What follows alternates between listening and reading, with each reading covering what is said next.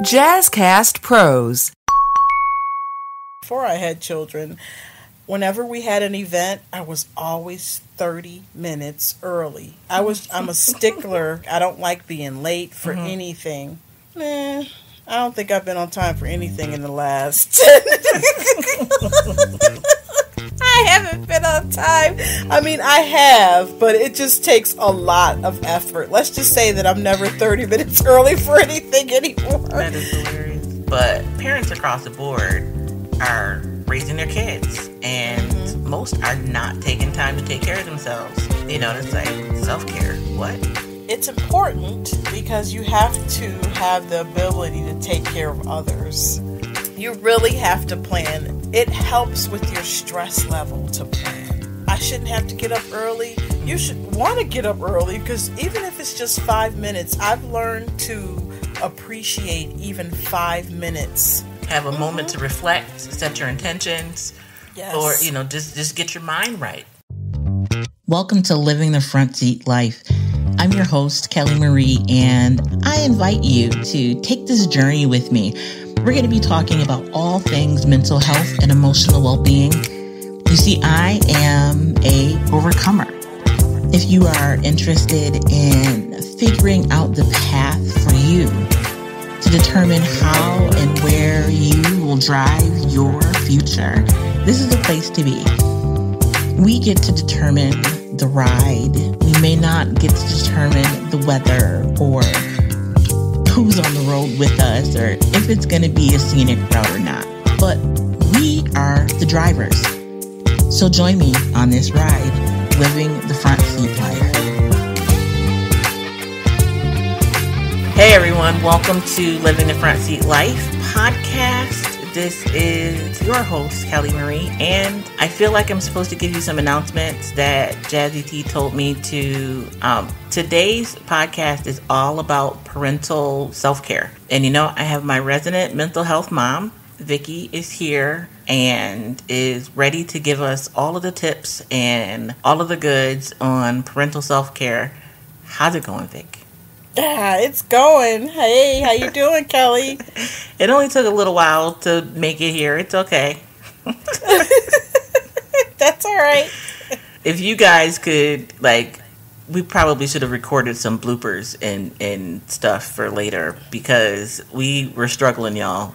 Technology can be your friend and your foe. Seriously. Okay, so parental self-care. I wanted to make sure that we didn't just say moms, because that's so easy to do, to fall into the cycle of only acknowledging moms and the issues that moms face. But parents across the board are raising their kids, and most are not taking time to take care of themselves. It's like self-care. What? It's important because you have to have the ability to take care of others. And from what I've experienced as a parent who rarely took care of themselves, that it can be very hard to take care of ourselves when we let ourselves go. We're trying so hard to make sure the kids eat, but we're standing at the counter just eating the scraps off of their plates. Or we want to make sure we get them into sports, but we're not working out and taking care of ourselves. It's important to do that because if we don't, then when our bodies start to fall apart, it's a little bit too late and you have to catch up. Yeah. So it's important to have that self-care routine, and it's not easy by any means. It's definitely not easy to get into a routine, but once you do, it becomes a lot easier. The best suggestion I can make for you is that if you're doing it for your children, you need to do it for yourself. You have to make a schedule for self-care, whether it's, washing your face as a routine. I'm going to wash my face with my favorite cleanser every night or every morning. Or when I cut up and make the lunches for the kids, I'm also going to make my own lunch. How about that? And it may seem very simple, but it's so important that we remember to take care of ourselves. I've watched a couple of videos online about struggle care, individuals, and it could be anyone who gets stuck in ruts, or they're taking care of other people, but they just get such in a rut that they're not able to do basic tasks like clean the house or, do other things, and you begin to struggle because you're struggling with your basic everyday tasks. You're kind of stuck in a rut. You deserve to have a space, like one small space in your house, that's just for you. Whether it's your, it's kind of like your woosah space. This is I sit and read, or, just one small little space. And like, I have a small space in my office, and I have an orchid and an aloe plant, and I haven't had plants in the house for over 10 years. And after I put those plants in the house, and I haven't killed them yet,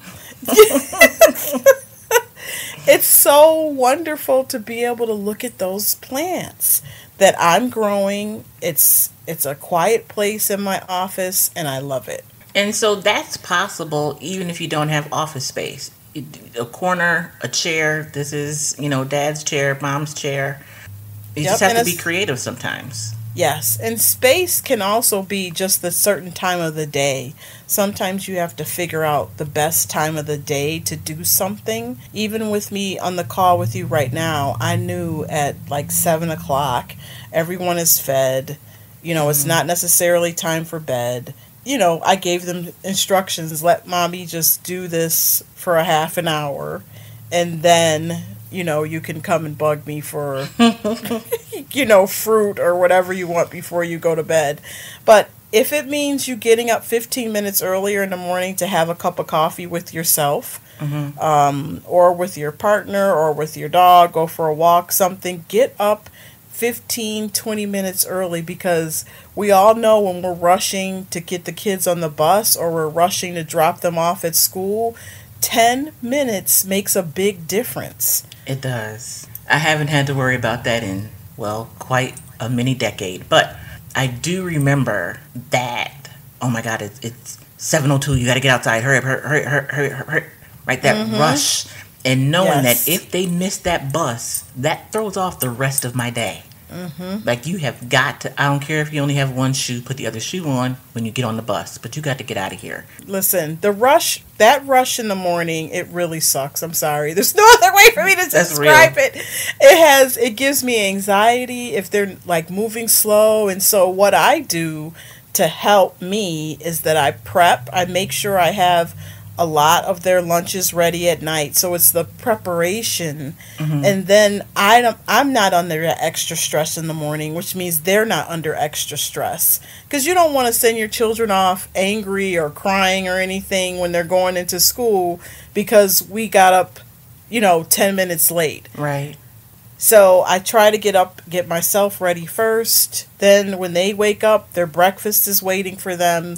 I'm making their lunches, and we go on our way. So your kids are older now. They are a little 10. bit older. So it's different than having that 5-year-old, that 6-year-old. Well, children are unpredictable. I don't care what age they are. Amen. They really are unpredictable no matter what age. There's always something. So when they're younger, there's different things that you're dealing with. Now, I have twins. So it was it can be twice as challenging when you're dealing with them at the same age and trying to get them out, or if you have multiple children. But with younger ones, it's still helpful to prepare, but you also need to be a palm tree. As a parent, you really need to be a palm tree. I mean, one that can withstand a hurricane of raising children, palm tree. Yes. Because you never know how it's going to be. You have to pad your time, because my friends always joke with me, because before I had children, whenever we had an event, I was always 30 minutes early. I'm a stickler. I am like a time fanatic. I don't like being late for anything. I don't think I've been on time for anything in the last 10. You really have to plan. It helps with your stress level to plan. I shouldn't have to get up early. You should want to get up early, because even if it's just 5 minutes, I've learned to appreciate even 5 minutes. And that 5 minutes you could take to stretch, reach your arms up, bend down, touch your toes, have a moment to reflect, set your intentions.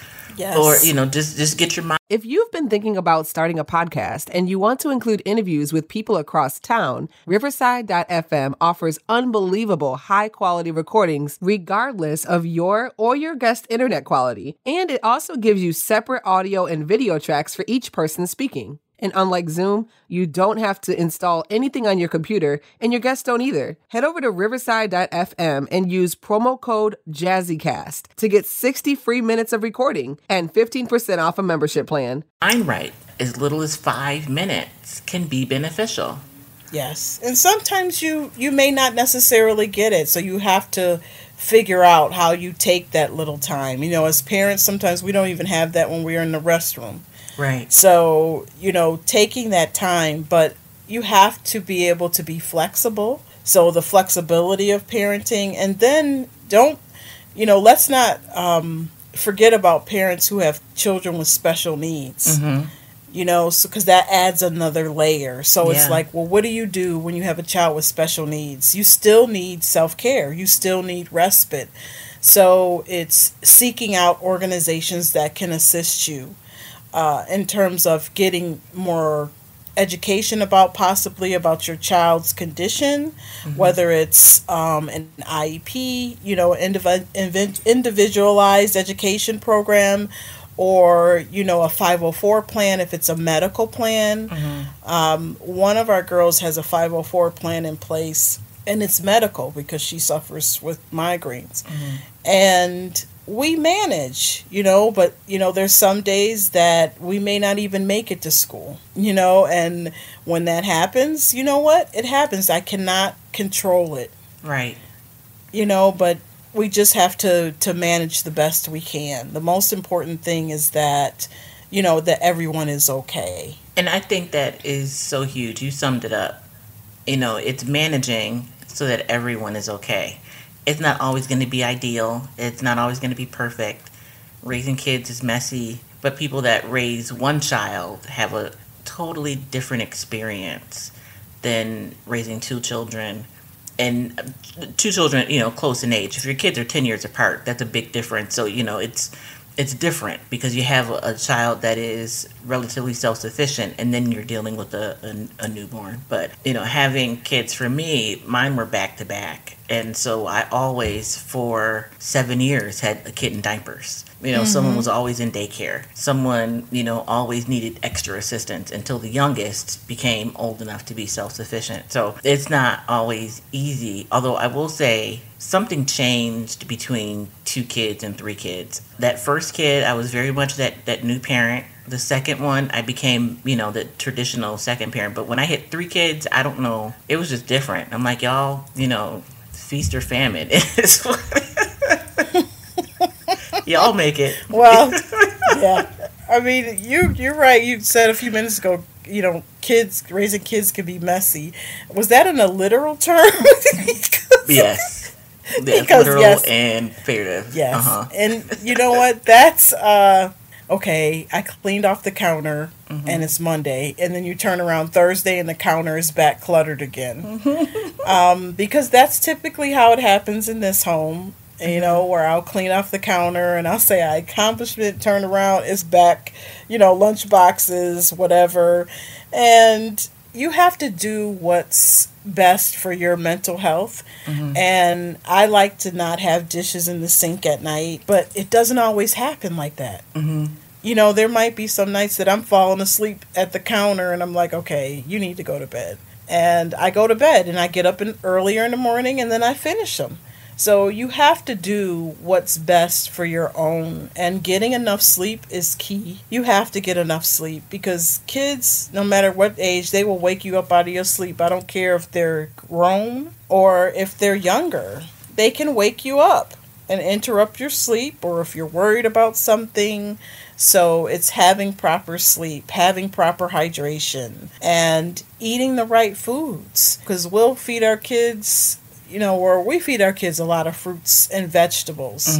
That's just what we do. But they like other stuff too, chips and candy, but we don't give them a whole bunch of candy. But you also have to put the right nourishment into your body. And I feel as though as parents, we tend to, eat on the go. And so that goes into, do I decide to think about my meals ahead of time and prep them? I'm trying to do a better job at that and to help others with ideas for food prepping. Just to give them easy, quick ideas. I mean, some of my ideas are not quick, but they're good. And you do share them. You share them online. You share them on Instagram. And I'm, still waiting for either drive by, pick up your plates on the porch or something. It's all good, though. I know. But sometimes pre-prepping your meals, it takes the stress away when you come home. If you're working outside of the home, or even if you're you're a stay-at-home parent, knowing what you're going to eat can save you a lot of money, because ordering out now can cost like $40 to $60 just to order out something simple. Some basic, yes. Yeah, even if you plan your ordering out night, that is something for your own self-care, that you say, okay, on Fridays, I'm not cooking, we're ordering pizza. That's a decision that you make for your family. I use a meal prep service, and I find that I spend less money than I would grocery shopping. While the meal prep service is more expensive than ideally I think I spend at the grocery store, I really don't go to the grocery store anymore. And so when I do, I'm going to get like coffee creamer, things that I can't get from, Blue Apron. But I have healthy meals. I have it set up so that when it's just me in the house, I have my dinner, and then because it's 2 meals per recipe, I have my dinner and then my lunch the next day. As soon as the food is ready, I make the lunch container that goes in the fridge, and then I sit down and eat. When my son's home, it's a little bit different, because then that's the second meal. But at least I'm still getting that nourishment that I wouldn't ordinarily get from eating a bag of potato chips, which I do have potato chips for dinner on occasion, maybe more often than I should. I don't know if anyone should ever have potato chips for dinner, but it's real. I mean, you don't feel like cooking. There are no meals prepped, right? You want a little snack, and the snack turned into a meal. So it does happen. It does. But I do find that meal prepping, or at least, planning out your meals, is beneficial. For sure. Yeah, even with, with the kids, and again, this is going back, the youngest is 21 and my oldest is 25, turning 26. So they are definitely at a different point in their lives. But even as a parent with adult children, I still have to practice self-care. It's necessary for me to draw boundaries. I mean, they are not doing anything but being my kids, right? They will always be my children. And I think that gets lost in the sauce as well. Parenting doesn't stop. It changes, but it doesn't stop. So you still have to practice self-care. You have to draw those lines and boundaries, whatever they may be, and be okay knowing that you did the best that you could, or not. I mean, but yesterday's yesterday. But today is what we're going to focus on and how we're going to move forward. So I encourage you guys, develop a plan. Vicki, you hit on some amazing points. I truly appreciate it. And I know that folks this will resonate with them. So I would love for you guys to put in the comments what you do as a parent for self-care. It could be something absolutely hilarious. It could be something that is serious. Parenting, you get creative, man. You get real creative. Yes. Yes. And there's tons of things. You can use apps, self-care apps. You can, whether you read, listen to music. I mean, music is an all-time healer. With your kids, they'll make you go there. You have to either pray for them and let them learn on their own. So there's many, many things you can do. Call a friend. Have a conversation with a friend, or reach out to a professional. They have tons of organizations that can help parents with parenting, things of that nature. There's definitely help out there. And with that, Vicki, thank you so much. You got to come back again, because I love our conversations. Thank you for having me. Oh, always. And, we're going to get it down to actually it being a half an hour start to finish. I'm surprised, we were able to get it all in the time that we did. But, practice makes perfect. The more often we do it, the better it will be. Yes. So thank you. Thank you so much. We'll have to have you come back and talk some more about parenting and mental health and what it means to be a mentally healthy parent. So until the next time, guys, remember dial 211 if you're looking for services. If you are in crisis, please call the Crisis Prevention Hotline at 1-800-273-8255. 1-800-273-8255. Dial 911 if you're experiencing a medical emergency, or you can text home to 741-741 for a crisis counselor as well. So until the next time, folks, be the light. It is always a pleasure to share this space with you all as well. Leave your comments, like, share, subscribe, all of that social media stuff. Do all of that for us here at The Front Seat Life. So until the next time, be the light.